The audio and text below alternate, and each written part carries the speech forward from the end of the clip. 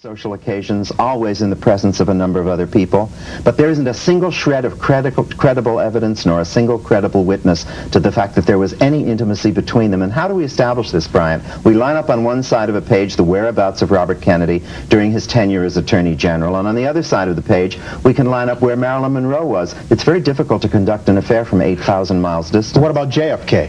JFK and Marilyn also met socially on 4 times, and on one of those occasions they shared a bedroom at the home of Bing Crosby in Palm Springs, Saturday, March 25th, 1962. So it was a one-night stand, you're saying? If you want to call it that, yeah. Another story some view as gospel. She was in deep to the mob. She had absolutely no connection to the mob at all. That's another item for which there isn't a single shred of evidence. In fact, quite the contrary. I spoke to people who knew members of the mob socially. It's all set forth in the book. She was never seen with them. She never had anything to do with them. Her death. You claim it was inadvertently caused by her housekeeper, Eunice Murray, and her psychiatrist, Dr. Ralph Greenson, who you say conspired to control her. How'd they wind up killing her? The death was a terrible, tragic accident, the result of a rectal infusion, an enema, if you will, of chloral hydrate, sometimes called knockout drops or Mickey Finn drops. Let's set the record straight here real quick. I mean, she took enemas a lot of times to control her weight. Yes, so this was not uncommon. Okay, that's go right. ahead. That's right. What she was given was a dosage of chloral hydrate, as the toxicology report shows. As the toxicology report shows, with this vastly discolored and purplish colon, which, as Dr. Noguchi and Dr. Miner have begged over the years, must be taken into consideration. She was killed as a result of a massive, I should not say she was killed. Killed, murder, murderer are words I never use in this book. But she died as a result of a massive infusion of this drug, which interfered with the absorption and metabolizing of Nembutal. Did Greenson and Murray know that it would have that effect on her? Well, the doctor was a doctor. I mean, he had... So why don't you call it murder then? He had been... Because murder is a word that only a coroner's inquest can use. He's dead now, and we can't have that kind of investigation. What we can do, what the biographer can do, is to set forth precisely what happened and give it a context. Certainly he was obsessive about this woman. They had a tangled and complex relationship from which she was trying desperately to extricate herself. In fact, she had made a decision to dismiss him, as she had dismissed the housekeeper. You say they conspired to control her. How do we define control in this case? Well, all one has to do really is look at the kind of conduct that they exerted. Both of them systematically attempted to sever Marilyn Monroe from all of her other close friendships.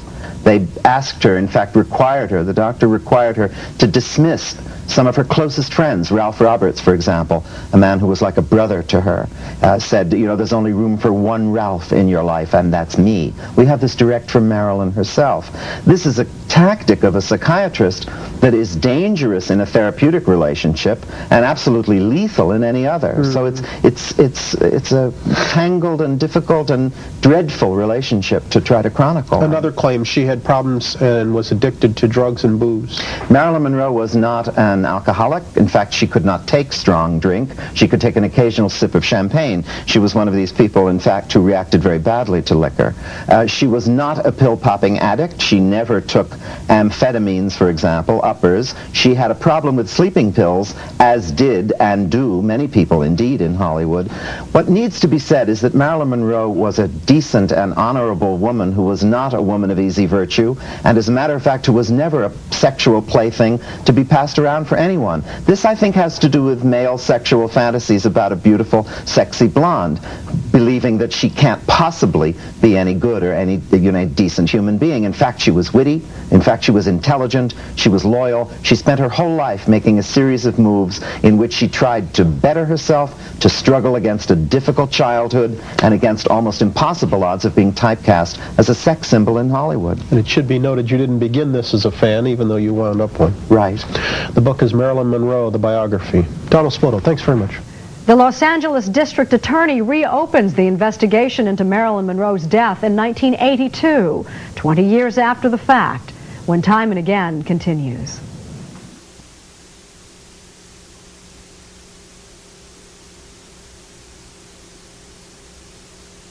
The Los Angeles County District Attorney's Office said today Marilyn Monroe's suicide in 1962 is being reinvestigated because of her missing diary and because of allegations that the death certificate signature had been coerced. Here's Heidi Schulman in Los Angeles. Los Angeles County supervisors called for the new investigation after a flurry of publicity given charges Marilyn Monroe was murdered. A private detective offered $10,000 for her missing diary, claiming it had information about government dealings with gangsters and a plot to kill Fidel Castro. Information he said she got from Robert and John Kennedy. Gossip linked Monroe romantically to the Kennedy brothers, and a friend who claims he read the diary says she was about to tell all when she died. That diary, I would say, would contribute greatly to her death. The detective theorizes someone in the CIA killed Monroe to keep her quiet. That's at odds with the coroner's report, which said she died from an overdose of sleeping pills. But news stories that a coroner's investigator said he was coerced into signing the death certificate prompted supervisors to call for a new probe. To me, after 20 years, it's time to clear up this case once and for all.